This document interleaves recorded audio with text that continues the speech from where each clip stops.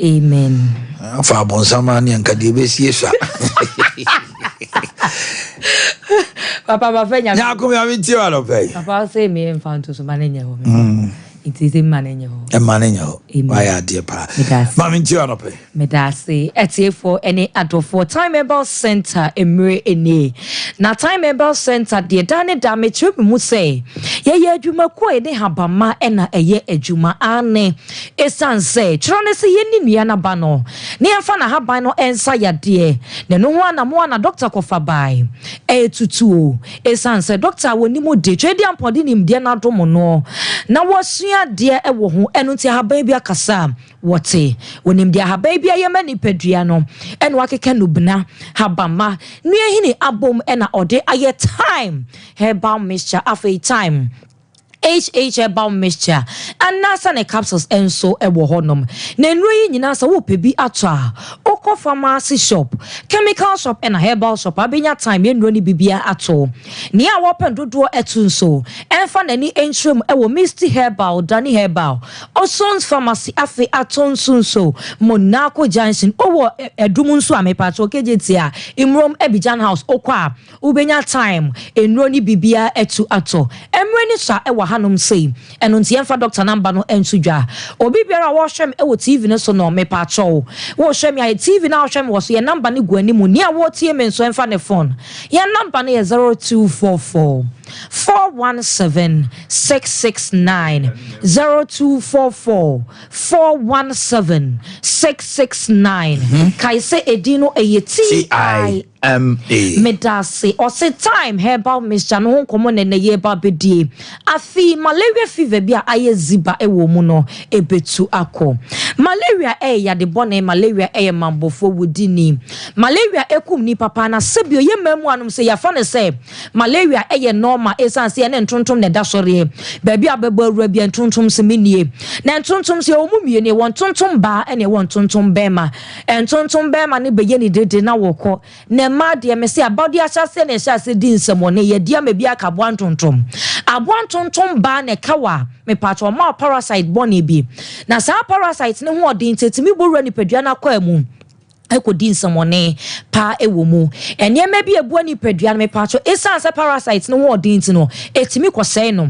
na esanse ebu ani padua na parasites na se nti eso ni mfaso de mani padua no ebiem ebedidi ni padua ni mu na di nsomone na ehaye afi na watwe mienu na epie ewo ni padua no ani epie nsunsanso bebre na dedi mo se mentontoma kame enu nti menya malaria eni se etimi beda wani so ye yellow yes wanya malaria fever na so wanya fever onsem timi ye yellow onem etimi yellow oti obetimi short o shoni pediatrics as when your fever ane ebi nso ja utipaye se malaria ja utipaye ohwini bebe nso se mama no ano e kan boso awodo na ehyew edo oni pedua no entimi nyina fa ko enche edi adane edro ba ko pe na parasite no entimi nyina no edro no eye time herbal mixture oba de no buna ye dote yana me ba chodua pie free mu ebaye doctor kofa by pempe bi no otutu bias na oteti bi no wawai bi okeka bom na ne ode agu bottle mu yes time herbal mixture ukoto bia no pewie nwumre abra wodidi awie num bi na do we bebo ma baby biara malaria no ehye biara ebetwe no epie na parasites na niema ba kwa ye odidi CV nipa NSA so wonya du papa bi ti set time herbal mixture na so wono ma esanse do no betimi etu asenti no apa baby akwa akote enu ntinu wagya ne ye bone na water do ni paduanim na nsa obeka enese se me ho ye no wapie do no esi nchen ohun se do no emmabie ma no oba watwe ne ti ofa backup ene ne ya no oye ne paduam no oye ne double ene emre ye ne broso tipa ye ma ne broso medofo pasa woto aduro na hye se wo banum ne nyina afri adaka ni ma amanasa enum nansa enya da bi ya de ne besan so trinity enu nti aduro no to a num ne nyina afri bottle nim na beboa etu malaria parasite nyina ase efu ni padua no emu kane na adura ye friend chloroquine eno na na edi tu malaria se busa won se chloroquine se oti ni din edi sei emwa ne ho ye de bebro aduro no eso enu nti aduro ne ntimi entu malaria se ebiem na time eba mixture de malaria parasite ntimi enyina no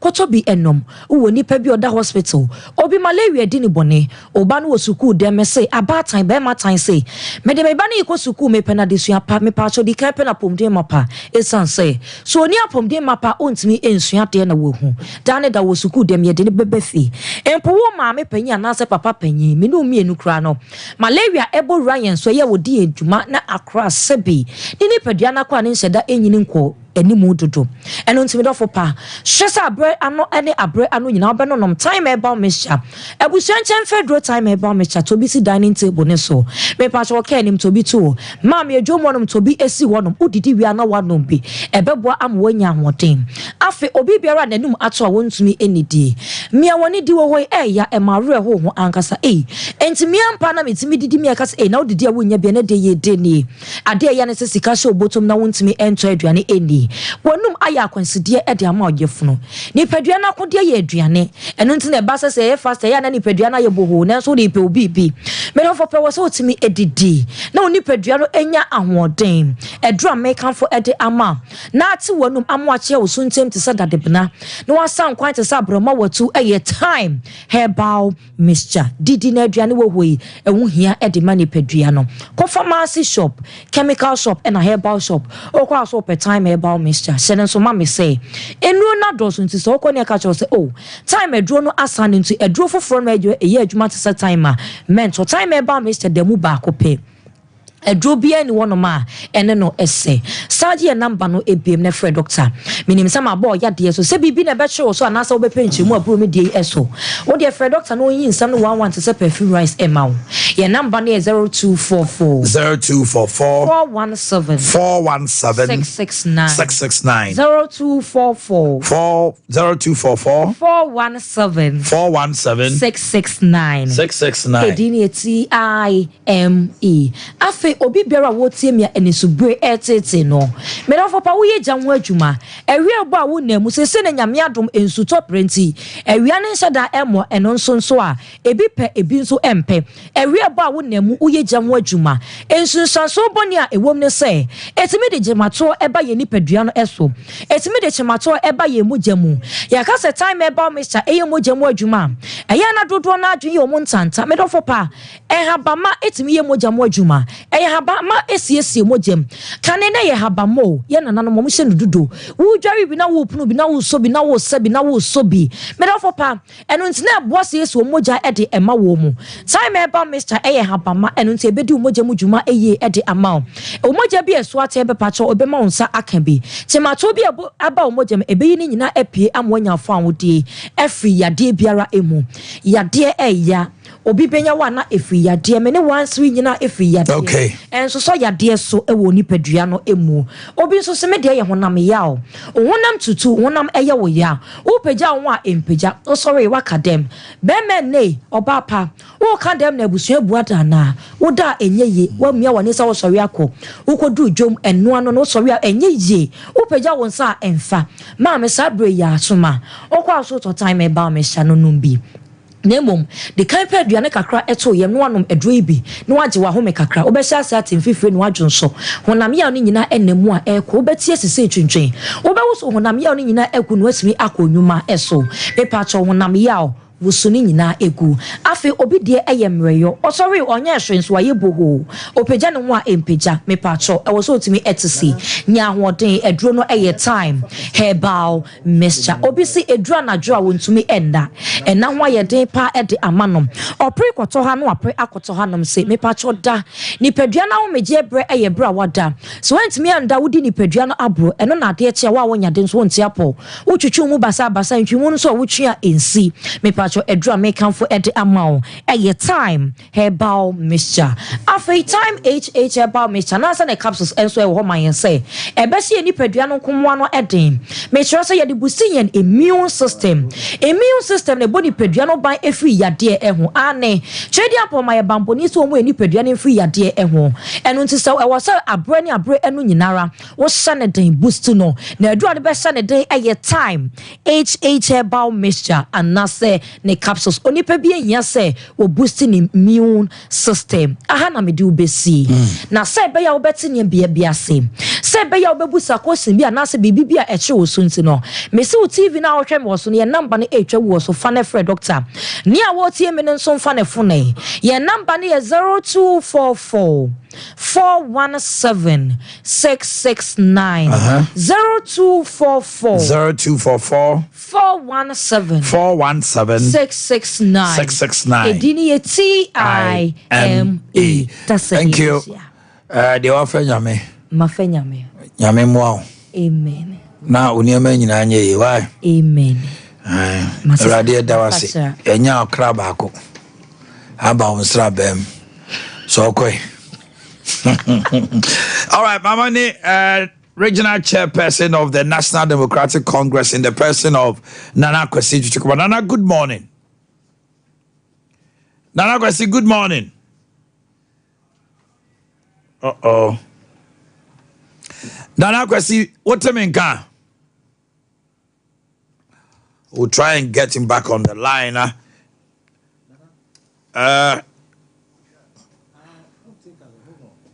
Yan shasi en sabe kan biwa abono ngochia pa homi ti dunsia anope Prophet Benjamin Fojo wo fia invasion Kumasi Nana Kwesi wotemenka after metunka now to say yami admo bro ya do ba dia say enra the new patriotic party e was antimantem ma da omo running mate di na nkasa him no o say o na Asante Mantem omo beji 85% of the votes. Asante Mantem the last time na mo 24% in 2016. 26. You increase the vote to 28%. But figures now munya about 658, you know. The MPP's nominal figures were higher. And they dropped from 74 to 71. Napo is hailing from here. Or Trese Oba Jumadina Omanya 85%. There's only 85, I say 15 gramunya. Because the other parties, Alan were hiding Albania 0 point something, now 1 point something, now 2. Chada wa how about the baby? As NDC 15% no cry just a munya. Hey, all can I say? I mean, Edikai, my mentor need the new bone a home and I remember me once. Nano pay, mean chair as anti-manra. Na sumno and I know 242 ababi or tosumi and pay or hine then kwaso ne ejmadia opoma asante ene Omanhene rapeni and na MPP ade ombe ya ohano nanka omam be ye krankeye because and na omuwie no ebufu ni oyawa asabe se nipemu no alodin you say you could ye Napo as a running mate. As a man among folk, I say, you know, or your hand time, or your jay, Nicasanye. Or he be a form, oh, as a deliver what it. If you didn't call it, no. Or he need to know. I say, Matisse, yes, we are hand time, we are jay, but me dear, man, to tell, sir. If you walk on, Mobia who say, Wuffy, yan to tell, say, be dear them. But in 2 hours, na Napo, I could a chain, so. When you are quite ja, I will cassette Asante Mai. Na ko jado se subu se mo kwa me nkroma no the fifth says independent ye pedia waye adia magana mutu infa excellency Nana Addo Dankwa Akufo-Addo en compare Dr. Kwame Nkrumah bapeni o ya Asanteni o utitwi utebe so be na nka say mo Kwame Nkrumah no rapeni na ye gene sen me nya dia ye me yakura ne se ye na ye ni se ye nana otu for say tutu abebio sana na koma edi education ho no me tia ka say obi eni ho a o che no ni education fan na o ye den o te ye hwe how abo amanfo na ye hwe ohene the whole Ghana wunya baby adwuma bia na say baby ani di eda so esa say odo education ti Kwame Nkrumah University ono na ye chancellor ewo ho kwesi na wa ye university Million when see Kwame Nkrumah University of Ghana. Dr. Kwame Nkrumah. Na po. Ese mo Kwame Nkrumah no. Iti mo Kwame Nkrumah no.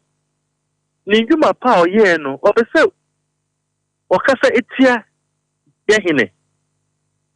Otufo ye nya ye dan from yesom no. Iti sabe. Neni atra neni nto no oka asema ese ohwe bebi a wo ka no. Bebi o tina all can some no. Now the excellency Nana-Addo Dankwa Akufo-Addo achievement eko compare Kwame Nkrumah. Se wan ko pa Kwame Nkrumah mu ase na wan me pa asanteman menhia asia yebe tu intesukoko ewo ne so. Okay, now you share 85% no. Me say me say you share 85% promise our deba. Me on say be obi nim dia oka. Woti bia no eden na wasre. Since 92 Efa na MPP konya 85% or asante. Media ye wura na po constituency. Obi also obeki 85% ama the party no. Me say 2020 elections. The votes so take almost about 8,000. For the constituency. On one the constituency kakra no. The votes so take 8,000. Google na she. Last 4 years elections. Napo votes so take 8,000. Almost about 7,000 something. You're running about 8,000. Maybe I won't go year juma no. 1 year juma penti. We want to say 8,000. Now so we budget 85%. Nana 70 kwa de ompe. Nana. Yes. He votes na so 8,000. But he attained 84%. 84.72. So no, he's talking in percentage. The vote, by 8,000 votes in nominal figures, but percentage-wise, he was within the range of 85%. Okay, it is 85 per year. This time we are telling him say, now 70% no say on peno and no crano. The good people of Ashanti region. Businessmen or Mujuma say, Omukasana, Omudi, a tax near the ego muso. Any kind of Muya heading, a month won't mean to end the Yadiano. 70% now, all can. I'm also assuring him, say, Omba break plans and that's 70%. Omenya. Also, on pay 70 no, or pay 85. But, sir, we are Santini, near more to me, in fear and so on, Fanny. What do I need to be papa be a more Sante? Not so ya as Santininti, a month for Mutu into a drift, Bianindi, a month for Mojuma say, a month for Mudola Mutu, do I as Santininti, if anything can cast about this for my friend Kugodino. Nasa Union Yabam, Nasa Obutiamo, Dianeti, Amojumaya, and the good people of Ashanti. Are you come? The Omokache and Debian said, this time they are going to change their voting pattern. Now the Omanhene Yaw say we should protect their votes. And no, na Martin say we say 1 million ways in winning elections. We are telling him say this time, the NDC and the good people of Ashanti, MPP and MPP you can say NDC. Okay. But we are going to win the elections at the polling stations, and we are going to protect the good people vote. Ashanti. If you know,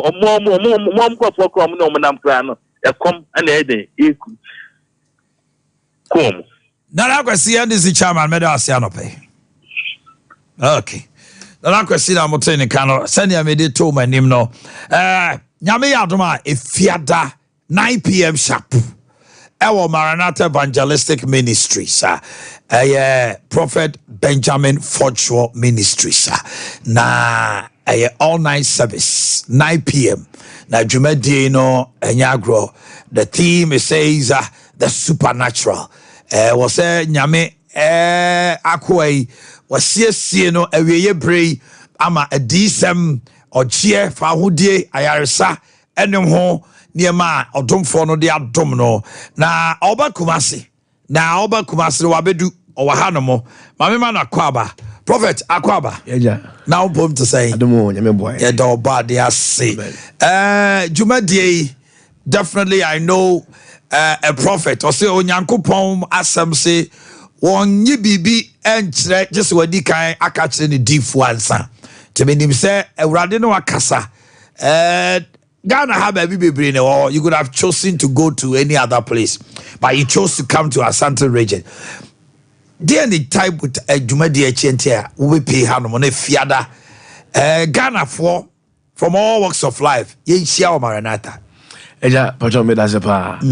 think so for the past 10 years now, Nyankopon and Kasare say it is time to redefine the understanding of a lot of people. And when I make for say we live in a generation whereby say people believe in what is truthful, but what do you want to believe in how spiritual it is? And do you realize in Yankopon and Kasano what grooming and crow for from time to time he's bringing them up to bring about a change in so many systems.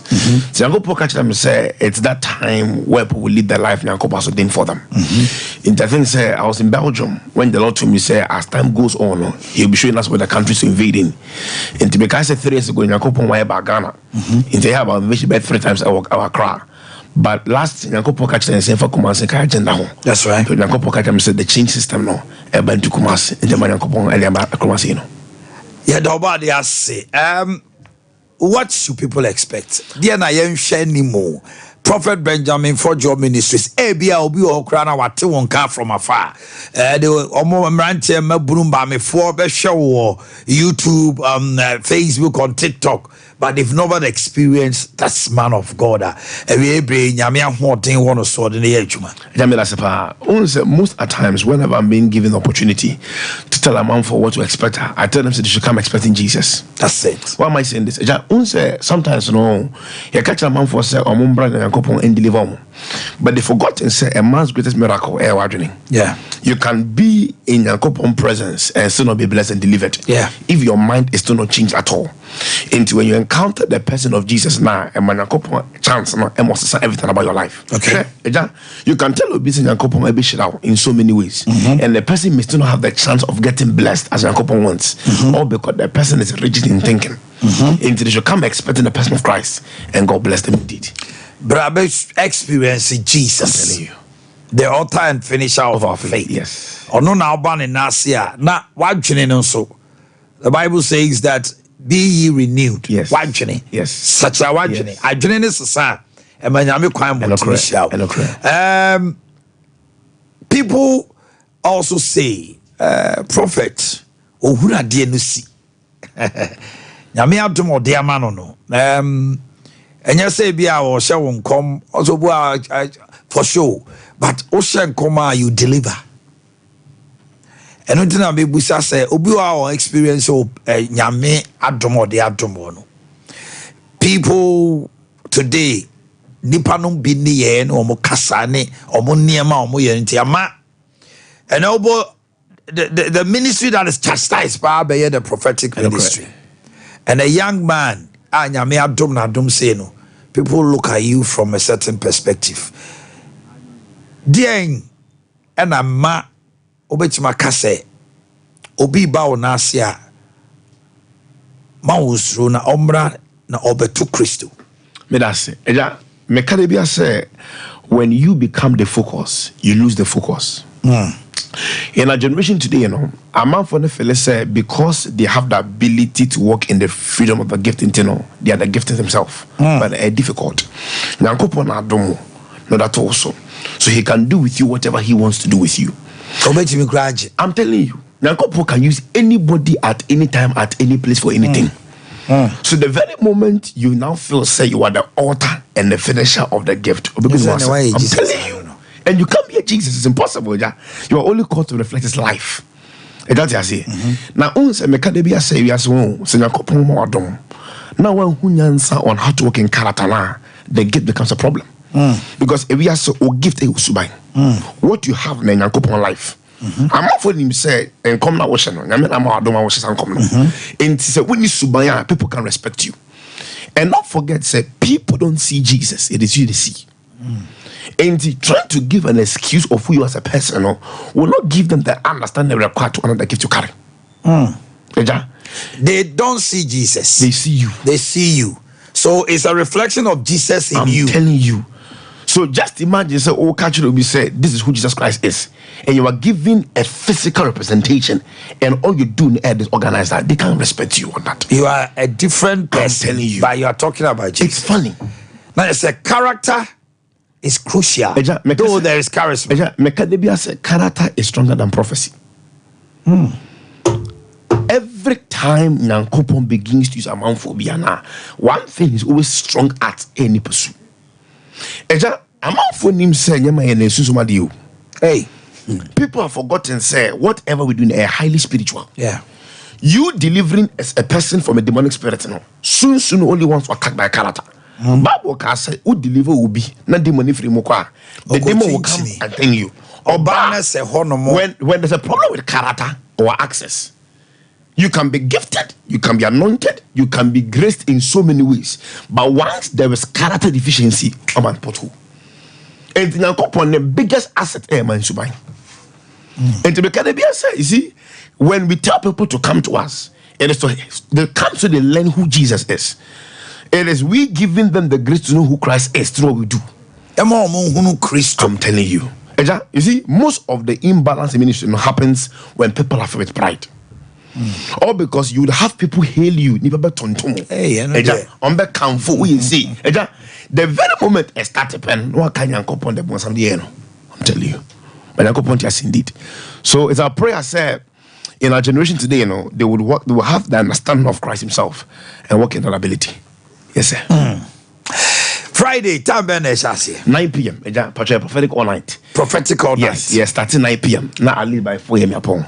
By 4 a.m. near Maranatha Evangelistic Ministry. Me ame Papa Juma Sante. Amazing. Na sorry ho. Enya yira kwan. Obi o Kumasi bia enim se Maranatha de Ghana Commercial Bank echi ho. Ana udru snit edum ho no mo a usane akwase ho no. Enya yira kwan. Na matese bus subscribe available at so many places. Yes, but you don't put the minimum comfort. And we felt say we should provide means of transportation. I think it's about 11 cities here. We are providing buses for them free of charge. Buses by 8 p.m. 2. 8 p.m. 2. I don't know. Program. No.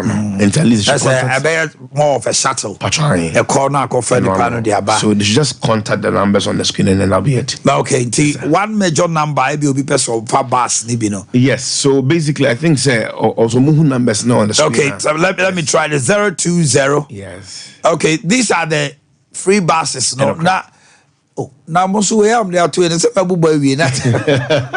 No mommy, ode jai mama mi mo body e wo asie no. At least so that they can connect with them. No, go back to the very good. Let us be stable there. 020-739-4504. 7394504 and 05711394441. 05711394441 and 0242070237. 0242070237. Benjamin Fojo Ministries. Na me adom efiada. Kofi Pipra. Ede ebe call sorry mu. Ohima Mercy. Eba. Jojo Ahin. Ewo Kumasi ha. Sunday Asari. Enso wahanomo. Na enya agro kra. Eti bomodina say. Wo just say be our chairman about 10. Mumu be all night. I'm calling 10, 11. No. I want to believe there will be canopies out there, yes, overflow. Yes, sir. Yes, sir. What they say about 3 out tonight, everyone I also be the opa. Bright side. And the earlier you come, the better. Because I say, hey, overflow there, they are prophet check coming out the back of but then this out in the name. Oh, Ben, won't say the anointing connects more when you are close. It is true. Overflow honor back what yafaho. It's brantem. Yanyiska. Come and experience Jesus as he said. Namia said that sisi the way memu amamo.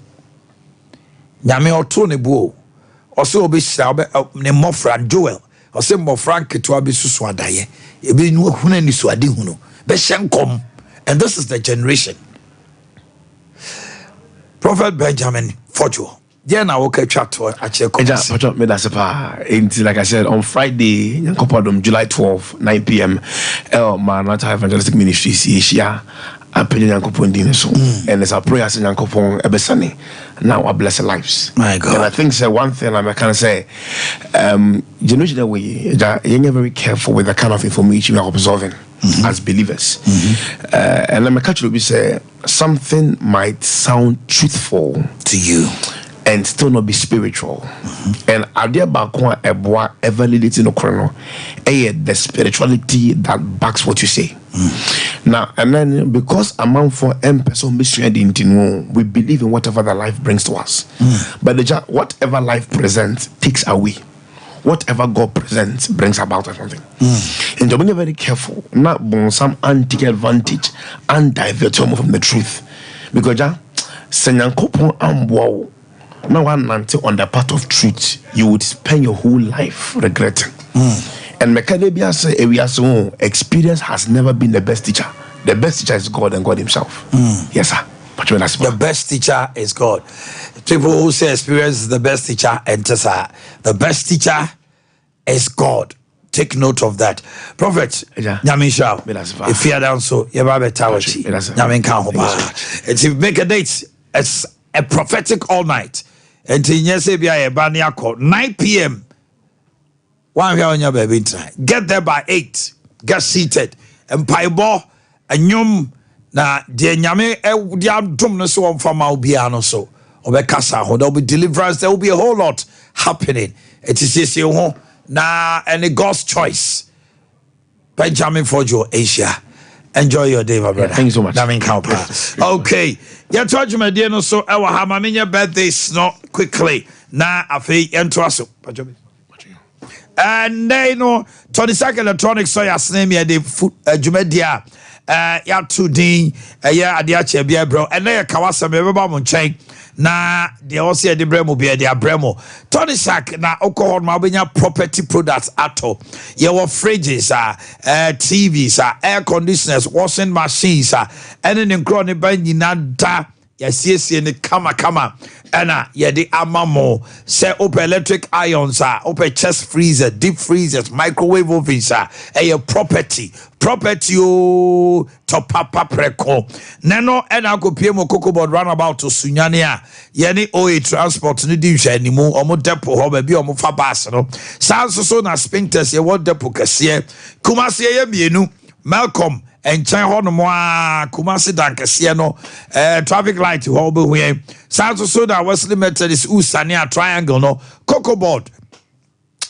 Ezi karam kwantimpo mo no ma ewa adum obe hwe your number is 0500309309 0500309309 Happy birthday to Enchiwa Ochiribo Siako from your personal person.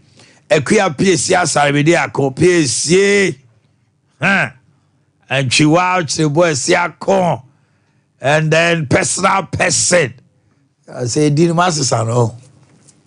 Have you PSA from your PP? Personal person. Ekuya PSA Saribidi Ako. Okay, Kasben Media. Edwina Techiwa Brako. You are Bako. Edwina Techiwa Bako. Jando, yeah, true. Yeah, mo. My first copy book was school. Well, writing you, Hundred. A teacher at Sujani from your mom and dad, Mr. and Mrs. Osei-Bonsu. Edwina Techiwa Bako. Ajiman Kweku Dia Prempe. Happy birthday to you. Christopher Opokwa Frani of Paradise Experimental School from your father Nana Kwame Ahoy. Ajua Ousua Josephine, St. Monica's College of Education Mampon from Ofanoche. Efia Samuel Rosemary, Berimo Dro sends this to you. Happy birthday. And then Albert Edusafo, MPP Communication Team Member, Ashanti Region. Albert Afe Flores, Ajua Echampoma, Kuya and Majua Swamuma Utrinkwa, and then Nana Boakye and Sa Debra, Nasa Koeman Pohine, and ne Asebre, therefore ye Mautrinkwa, so Trady and Ponquatente Mau, the Maupa. Afe, happy birthday and 20 years of wedding anniversary to Mr. and Mrs. Boafo of Takwa Regional MHD.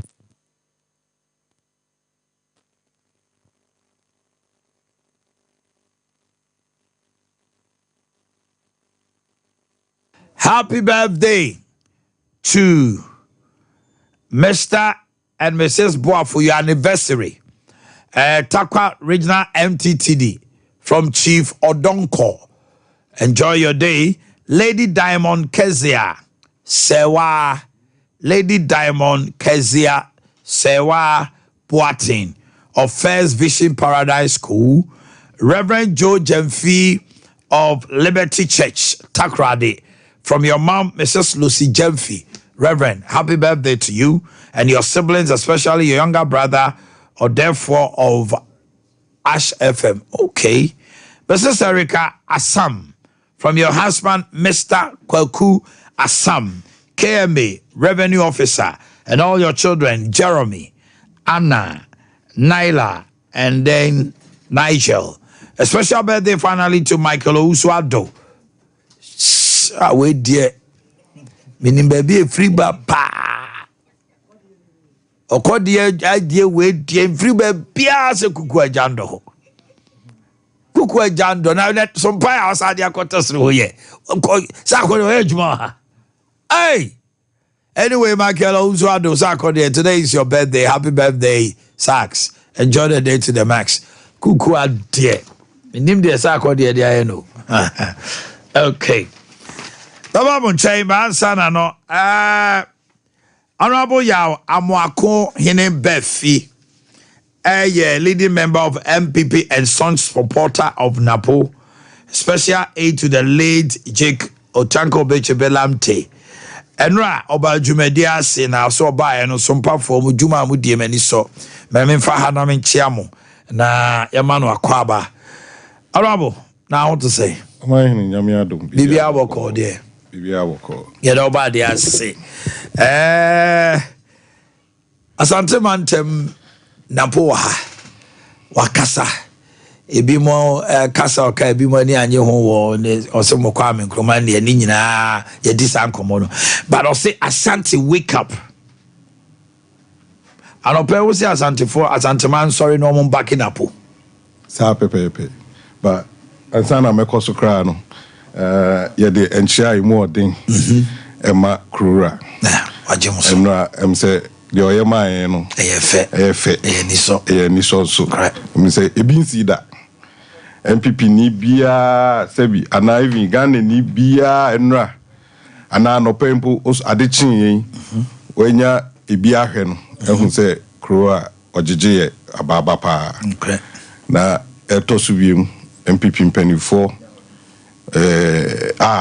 enra enam party hu donti no obia bi hia wokumase no eda obia ase ekosu wiem na ekoma regional executives because omuna bibia na yeden isi omunan so from regional chairman to the executives nyina na mpanifo bi so a yemu bi no yentimi nko ba bi a yenda omase ana yembo omudin chairman Koka ne keka ho nyina me constituency chairman me MP obia oka ho bia yeda obia ase asam na obusa no na edadwa no pay Omanhene asam a sabi ehu hia pa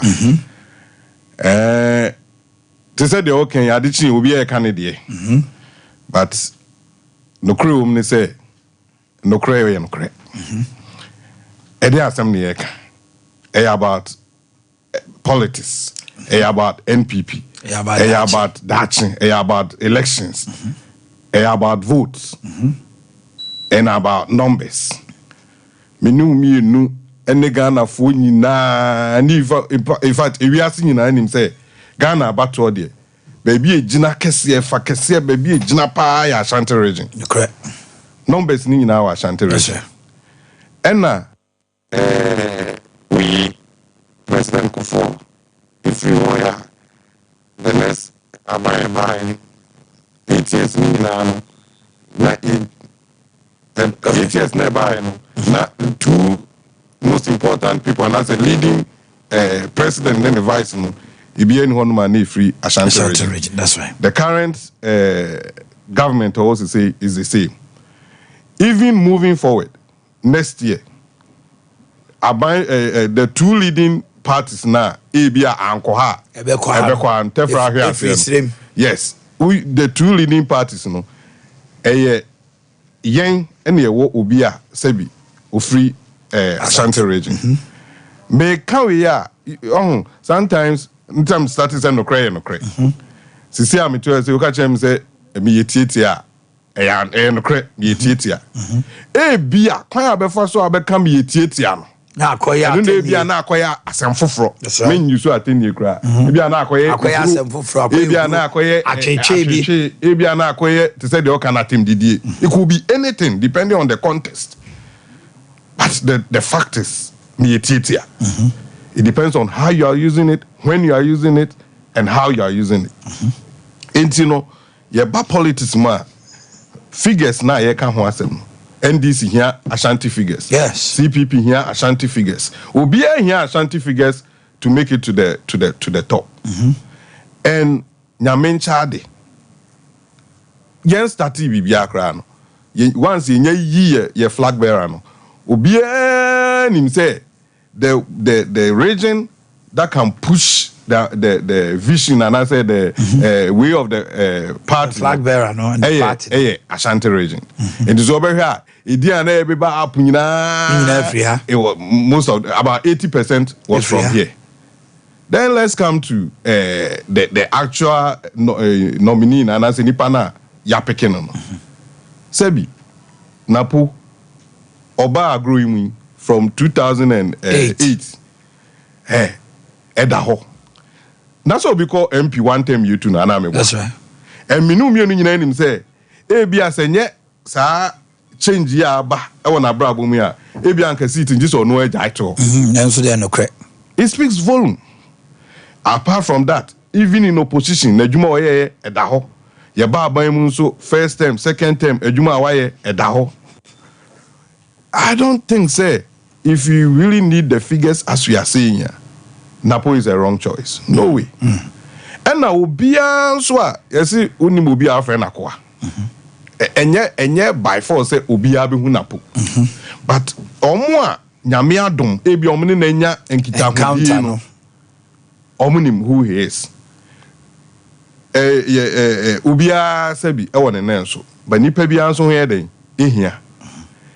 Yen dear, and now say, Yemu be a yenya opportunity. And then I share, and then I hear Juma, Yenim the real city. Yenim say he's bringing a lot to the ticket. Okay. And now, to say the air cano, Ashanti region. Oye de ya ena Ashanti no sebi ena kra de adwumanti no enipa war region nim no eye manfra me come constituency say ahoho do so chen kromafo enti ye kan Ashanti region a enye that's why for thank you that's why I don't use certain words enye Asante for sebi uba ha yo even the whole area demarcated for certain group of people. Your Anaga Johnson, your Fantinu Town. Thank you. Sawaba Alaba. Thank you. Thank you. Positions. Thank you. And the mine is Saba, your concras, and also Kohe. Baby, Yawa or even foreigners. Those who are not even Ghanaians. Yes. Free Burkina. In Nipe, what region him say no? A dozen. And obi all region him say you conforce Krubeba, conformity Krubeba, or Timbi. Obi all region him be a bibi papa be a region him. Sabi also here then when you son faso. That's right. So what we are saying is Ashanti region. So yeah, Mosini, so yeah, whiny. Once you are in the region, once you have something doing in the region, ye your time ni. It's the Udie wo mu aye ni nyaw. Koko football. It's your time ni. This is the time. This is the moment. So umpe no abato no. O kan dey a nipa no development ka ho na so amani to also ka ho. Pepe. Ontumi nkonko gina voter region. Na ye beto aba NPP enya 20%. The last time Ananado ya there was 17%. Thank you. So far, no crown enya bi a MPP candidate bia. Ye chemu so oti onya kakra. And definitely in elections there is a stronghold. Of course. But it may be the way and where handle strongholds to determine whether the people are happy with you or not. We all know that. And today no more adwuma ye. Adwuma de sabi eduani die kra say adwuma. Adwuma de ye di say adwuma ye. And election going into election, it doesn't matter how well you've done. You still have to work. Yes. Because Ade Akye saying nipa heden adwense. And no nanchen say opponents no so until so nai. Also boy yem. Yes. Eti adwuma de ye gitum say obi ye. And no so tina sebi ya pair these two people. Of course. Okay. And trust me, we are going to win the election. 95% there say Asante region I was sure your target and I'm mucha chamene board I am target. Yes, say ye compa na ejukra na just thank you. It's and it's not over ambitious. Yes, over ambitious. It's possible. It's more than possible. It's more than possible. It is possible. It's more than possible. And like I'm saying, the here say Edikai Asante for bet Ashanti region for but and as on bet just as we are to say this is our time, this is our moment for the last since 1992 for the last 16 years. This is another chance Ashanti region Yenya to have a man at the apex. Yes, it's ubia wo Ashanti region bia no. And Sebi, Napondi vice president da. Dr. Mahmoud Oni president da. But you say there's something to show. There's omo So George said give them the opportunity. Yes, of course. No more Sompa baby from Komra. Of course. And you think they can do it? They will, and they shall. Because come to think of it, at least the alternative. We've seen it before. You know it. We've experienced it. And I don't think even where Napo finds himself now, anywhere Dr. Baumia finds himself now, if what they compare, even your opponents now, you can say they've really done well. They've really done well. Okay. It's to me there, and the fact say yet Krum Hankwe idea. Say you will be agenda. Say 2024 elections, we will bring the victory home. The victory is coming home. It's coming home. Football is coming home. It's coming home. It's coming home. It's coming home. I'm going to feed. I need to come on. Very interesting discussions going on. Now, mobile, I'm from the former year. Oh. Also, Enra Ankasano program, no. I think say there's another program in the offing. Yeah. Because Enra program, no. Basically was to just introduce the running mate to Krora. Now, you say I'm told he's hitting the ground from this morning. Because no. Dr. Mahmoud Maumia Northern region. Yes. Oko started constituency by constituency. Yes. The middle belt no so they share the running mate inside to so a free necromia or schedule media set at TSM. Yes. Yes. It's to say that now we say a form to say no. A form there any new Oko baby or Oko America is happening. Government in power. Government in power. Ubinya your friend is saying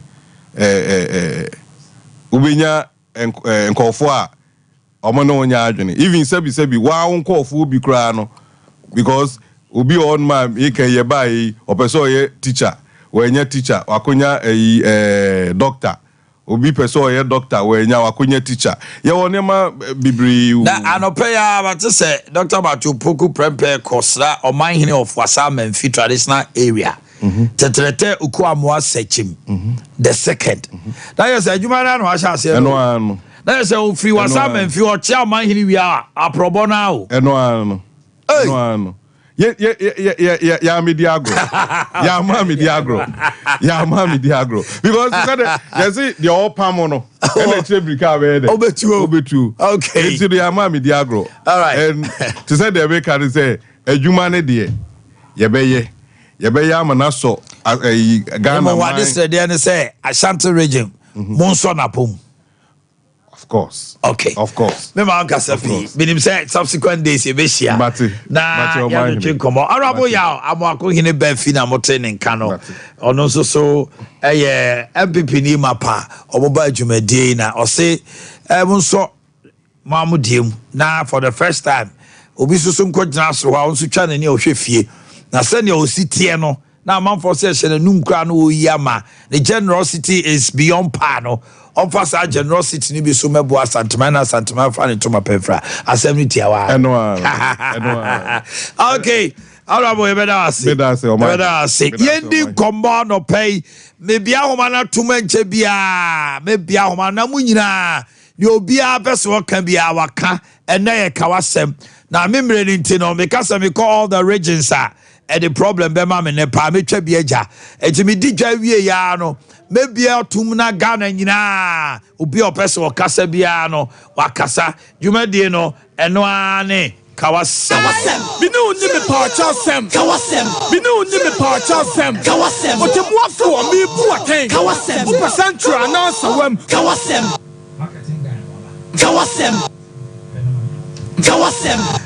okay na Yas toothpaste your total care toothpaste your whitening toothpaste and your herbal toothpaste. Now, some say it gives you the best. Near was sena say color on the memory ifita. Near was say any award and tokro cavities no any tooth decay kakano ebe free honomo and sana herbal no so body whole bam and white thing. Your toothbrushes be say princess, monarch, duke, duchess, and a kiddie brushes ubenya bi ewo supermarket bia ato e jomon so sa Dauda herbal. They give me problem. Institute of Experts. I don't know. I let me say, Mr. Robert, when they approve here. Okay. Oh, there. Maybe Dawood, Herbal, diabetes, pressure, stroke, infertility, ulcer, sexual weakness, muscular pains ni nyina no uko PM or Dawood Hospital ejoso krapa na se hwe asanwe so a ye beboa ye the 360 capsules and Dawood ointment aba ahontutuo sasabro honam a ye oboho no udi twitwi a obeda sorry now na watiesi no 0244 886437 0244 886437 Z natural mineral water to krojina bodunsuo papa bi na wo package ni kwa tim se wo numsuo baby bia Ghana ha obenya bi ato wo de a ne se wo de wani akire eya Brema Westbrook to Junction kronom kwaso okumase Matt Roberts benya bi ato wo Sunyane and Atomic so ashoman kwanso frey 0244620294 0244620294 Obo Heba and Medical Research Center se palpitation wona te kakra akoma ball per afei wabetini okon ye wo ya wotimi se duma bi a won saye titiri wani so briw na ewo mu a na se waye mre wa bre enso wonya adwuma bi a utitimi dwa wo saa wakoma se wodon saka eye wo ya se stroke diabetes kidney disorders se awo ho nsem hepatitis fako Obo Heba and Medical Research Center ehini ewo enkran kaso official town Sunyane Zinco Divine Junction NKZ Adeshman Ejra Kwaso Kumasi Adoato Adomenu Techima Eben Post Office 0245 0249 761508 0249 761508 Friend and Yajochen Komo Fibo Ventures Yede asphalt toothbrushes na toothbrush ye wo de ano odin de wo de mu no mre wo de dan tamu kwala de wo pani de wo maamefo no atena se maame papafo atena se mrewa wo bia use asphalt toothbrush near the fresh herbal toothpaste abosso obejuchuru sia bi wanu ma da ho tibidi eyeye o kasa fresh breath open those support to a couple Segolane 053 5452-263 053-5452-263 Oslas Enterprise about plans for hotels, industries, shops, restaurants, small businesses are for natural Oslas Enterprise kwajo plant and a generator.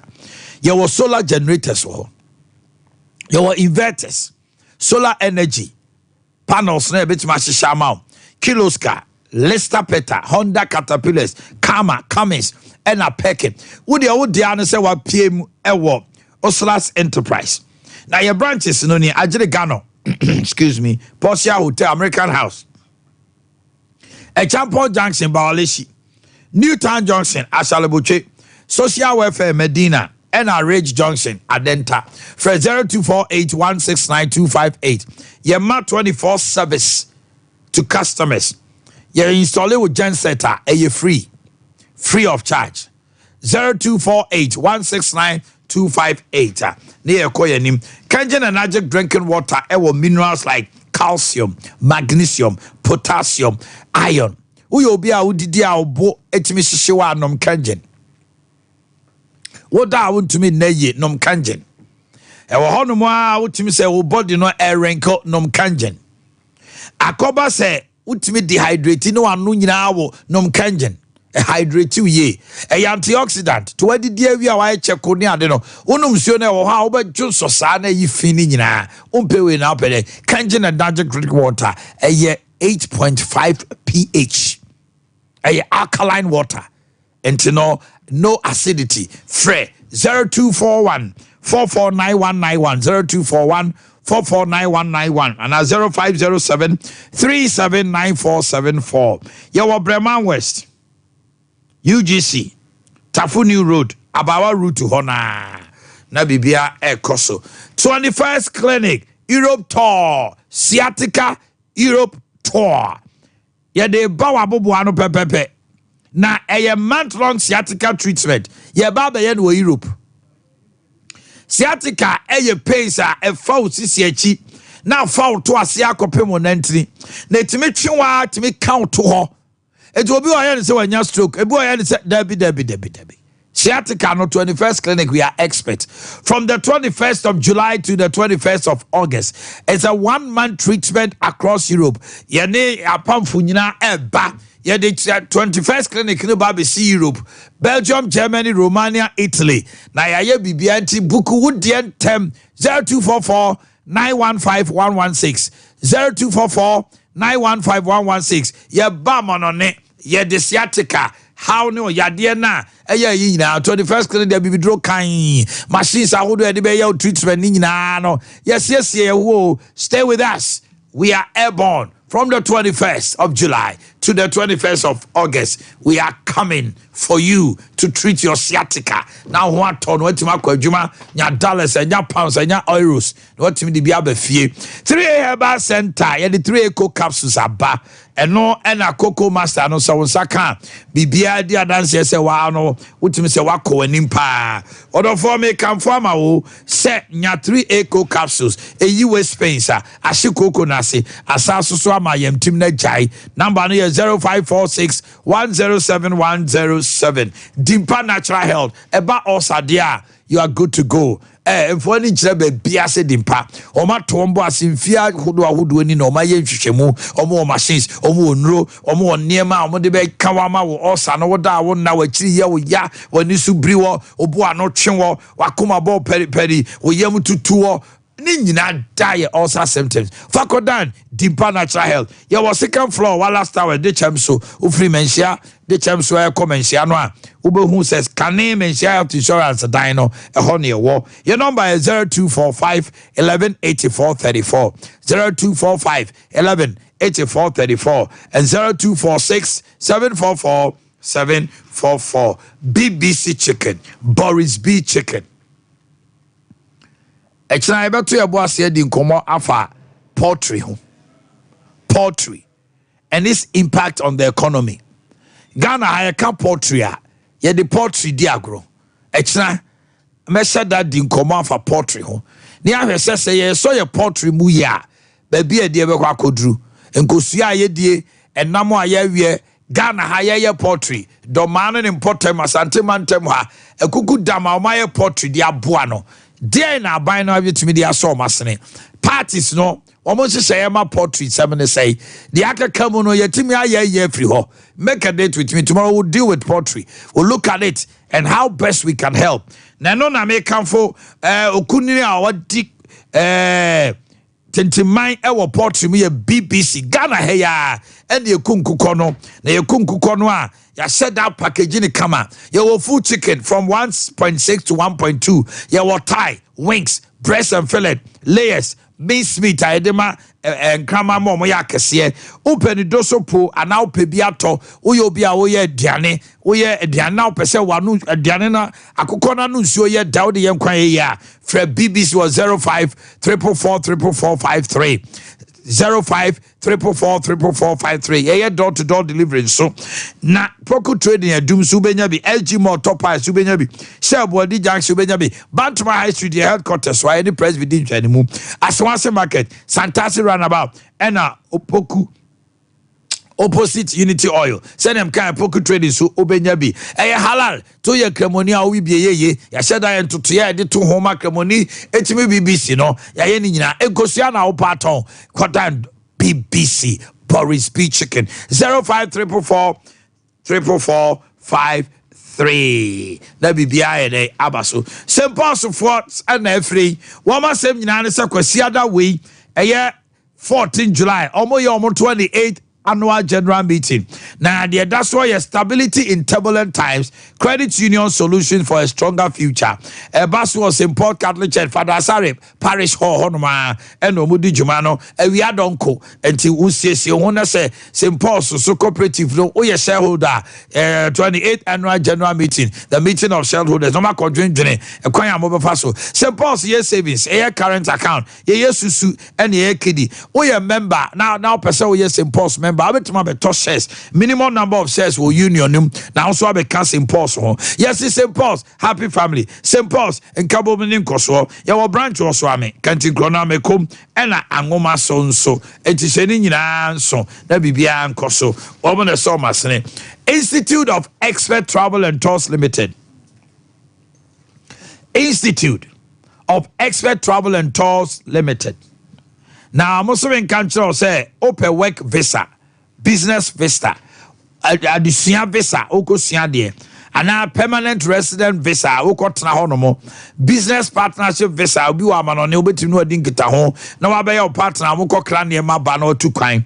Na say oko Canada, US, Australia, na open Schengen visa, Germany, France, Portugal, Dema, and New Zealand now person oko, and now Australia. What they Serbia, UK, no nyina dano. What they say one Institute of Expert Travel and Tour Bedi Juma.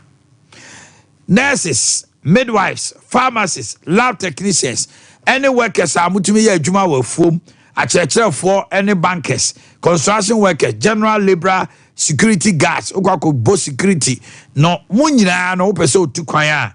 Number no almost say WhatsApp and now be free 0539 858766 0539 858766 and a 0504 694209. Sofo line second gate soldier barracks honoma. Sofo line second gate was soldiers barracks ho. Almost say we have the expert way for you to travel.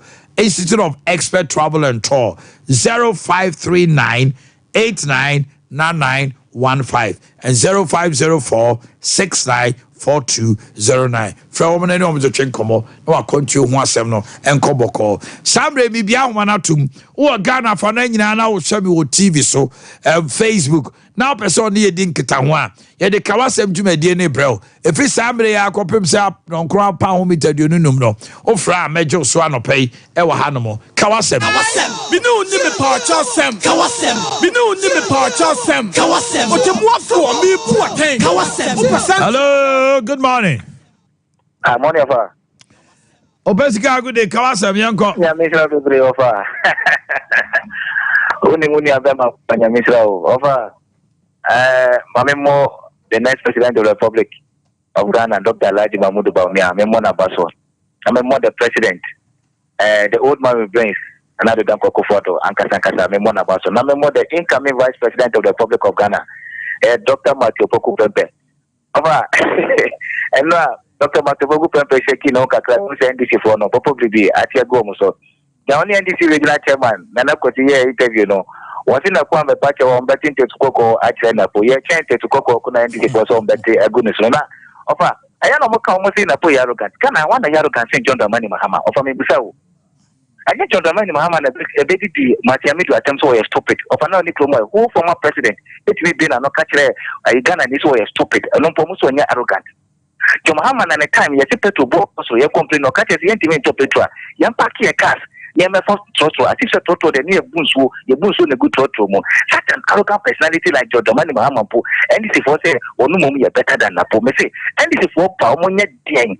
John Mahama, what mean your president to Ghana have been MPP, and then Dr. Ade Akye Abia, we are breaking the age to make Ghana, Mother Ghana best of our. Thank you. Hello, good morning. Good morning. Pacho Wendy. I got my mediane in the Piban. Mamintiano pay. I got my memo me Francis and Boakye Abasona, but the America da over studio hono. I am approved this and fat me a mona betina or man more fearful. And my bands my battle so for. I got my and any 3 days Monday unya Lira edu say ewo usho ni so. Nana ni ti di na keke. Papa no obedi regional minister. Deputy regional minister. Deputy regional minister. That's right. Na papa no owie deputy regional minister no ye time man ne kwaso efofo a work house na ni wa Francis asenso bo achen so ko na papa no ne legacy in Bantima abato ompesi aso ni wa dua kura di dua wantimi anu ya bi e wo Bantima abato ompesi aso na odi akase obeye regional minister no deputy regional minister na ase work house minister no the legacy a ujama Bantima ni enti no okwa abato obo aprobo ni Bantima constituency NDC constituency elected omo crown support no chere papa no onye no kwafo nsema no kan na nze na no popo we chere say you are Francis asenso Boakye ba Bantima no wa me eku abato so mfaso. Thank you. Hello, good morning.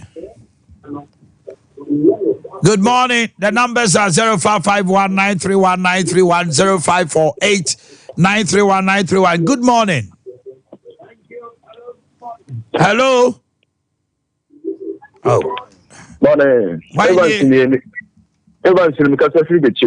Evans, bienti wano pe kawasem. Yo, mami mo mabasopa na jumakasia mobo. Ense emra yeda NPP phone for domase. Na pa mo pa ye nyina ye wofa yan papa na po. GDA say you say support no. Na so na be say but minimum ade ba ko. Ense ye nyina ye si so no. There was the girlfriend role model. In a case, the same year, so Omanhene, the same year journalism. The same year say, the same year say, it is answer a focus of your career, money and Jamu. When you know, you can't story, you can't history. You who say, Dr. Kwame Nkrumah, Ade Akye Abia Parma Ghana. Omuna, a pro, J. Omanhene Yaw. Now, Okasana, compare Nanado.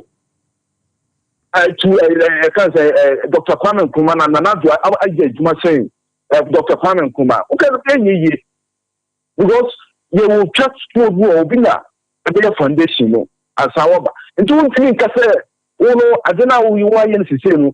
Yes, saying, Obia over 2 hours, Obia on the Sassi. It's immediately say, Saka Sunday, and could you.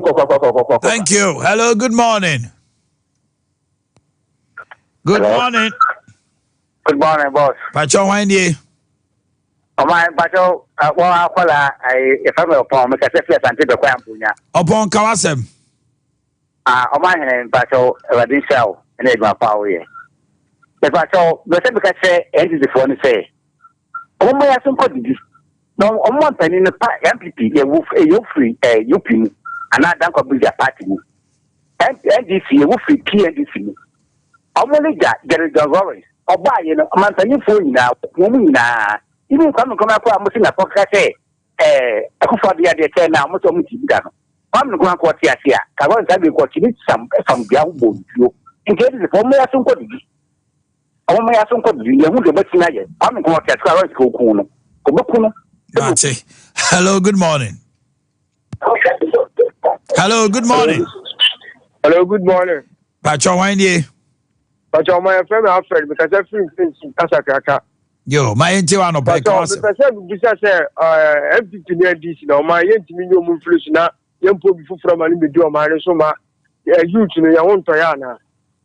Because I'm not some of course, you know, you have a panapo, who did not cast him with there. And say, on my patch on for you tonight, yeah, come on, platform. Okay. Hello, good morning. Hello, good morning, Omanhene. Pacho Wendy. Pacho Junior Kiri Japan, you bala bamboy. My intiwan no pay. Michelle, and I do pana with Bob Ghana for Yamichompa, Debia, Yabon Payamao. Mati. Omanhene, and you penny pono, a Jumana Omaya Santo Jim. It's so yani. Ishan la big debate, one meeting a pretty. Then we are party with the Japan Kasimbi, MPP Fono. Grassroots, then, yeah. Yamisi and Kanokore. Me, first person, yeah, Sirakola or Bole. The same thing before, I'm not a teacher before, but Obia yet Sirakola or Bole. So, information I made the Mono, and Yan, voice na the Bofu. One share Yamisi and Kanokore, so you're perceiving British more, or one platform. Grassroots. Hello, good morning. Hello, good morning. That's all your friend, Malik said in the Casafi Bogos. I ain't pay Kawasem. I know the Ukraine, the MPC for me, because I'm vice president in Lapu. One can say about Kwame Nkrumah, but you know, yeah, sharing say 2024 election, baby. Therefore, His Excellency John Dramani Mahama. And a Christian Valley empty. Honorable Roberto Renkujo. Thank you. Hello, good morning. Good morning, Omae. Yes, sir. Wada Roman Sakudi in the middle of the Jankuba. Sakudi Kawasem. Mamma Moabasan no pay you my power, my Ghana and Santima. Namintia lawyer Bafforia. Yes, mention of Omanhene Yaw and a delegation. And then no converting. Now, and right, yes, you submit to the form and Yagro. And Yagro. Yes, doctor goes, lawyer comes. Yes, doctor go, lawyer come. Oh, my, Dina, radio more at the no. And right, yes, lawyer go, doctor goes, lawyer come. Yes. Almost one on a can as when Yami Advocate. Yes. Namentia Kukaso, or my Kasami person mechanism. Minion this one I am more Dr. Laji Mahmoud Baumia about to dress him Piazoni Ranapo, who shared some trickery dear more than a deal shared Juma about we ye by a white year, who shared 27 years now, you demand this upon you. Yes, I am many that year. What that 27 years nobody now so be so day 20 years na debate in high school. Now will be by oh dear, Mr. Mind me can't see oh dear. Former President Mama name doom son in one way did that father young funding in Anchano. Shekaya Robo, also about the pine cassia, and Albertamo, over by Panomo, 3 Aswa, Mquaswan, and Manota Jumata. You will be said that the Cairo for me sit down or Chamode will Kumase and Kainetama Amamu. No more be Juma, no Sejuma, Bosume Swa, Marcel Chianaka. No Munuria enough for Francois Batada. Young Papa when your Papa or doom so did that father. Guagana put here to my Ultimate. What is a woman for a school fees and a free school fees my Muma. No movie page Maria, former Mama catch room when you're my Disney and I'll command the Jumaba. And no one no sense and drop on my dad yet. At 1 hour 30 minutes to say, I well, cut 24 hour economy. And no one say Juma when you're my Disney and I'll command the command Jumaba. Over command Jumaba, let's pick one or two more. Hello, good morning. Good morning. About Wendy. Francisca name Kasafi Oti region. Francisca Kawasem. Mr. Chowo. MPP for Omuntie say. Ajuma pabiara omaye no. Ya dia tum so omaye. Memo not kona akufo da akreti. Ajuma na omaye sikana kambe sini ndo nka fifa hu biom. Ba onye nka fifa hu biom. That's him then a post account from my idea. I didn't know my own mensu, rest no so muntia. Then I perform a more diploma now, my coffee, and a moon post you, Munamusu, we and the Pamusa Fata. You know, I can't break in the 8th moon. And yes, I ever have mine, Papa. Mate. Hello, good morning. Good morning. Yes, sir. Who you want ye? Well, we are seriously, we shall sit there, Minokasi. Serious. Mami Tiano pay. I come on and look at you. Chamano Pamina Nakasa. I can find it. Come up as Mamma to done to suit you. Now, on my end, I can miss you as Mecca say. On my, the minimum fret no question fantible. And no book, Nicasa of the Casano, that is spending 8 times. On my, get together home. Will be him say, Dr. Kuma, I didn't hear, find out the more mine. I'm not my dad, it's simple. And yet, Dr. Kuma, I'm not like million because he never be at your work. You Dr. Kuma goes by a pleasure to my Ghana, Hano, when you can't find bro. You know, you could be a Korean minister, and this minister, Dr. Kuma will get it back in the mouth of over the year. And you to come for what you like to move. People cry no, or did you present for packing?